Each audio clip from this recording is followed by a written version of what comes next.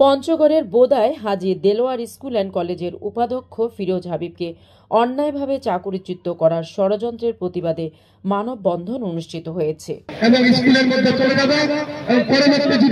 রবিবার 16 নভেম্বর বিকেলে বোদা পৌর এলাকার স্কুলের সামনে এই কর্মসূচিতে শিক্ষার্থী, শিক্ষক ও অভিভাবকরা অংশ নেন।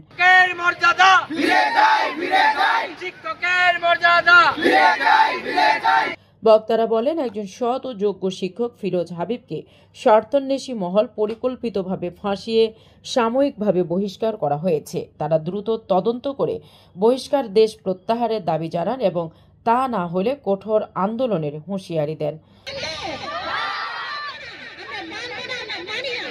উপাধ্যক্ষ ফিরোজ হাবিব বলেন, ভুল বুঝাবুঝির মধ্যস্থতা করতে গিয়ে এখন ষড়যন্ত্রের শিকার হচ্ছি। আমি ন্যায় বিচার চাই।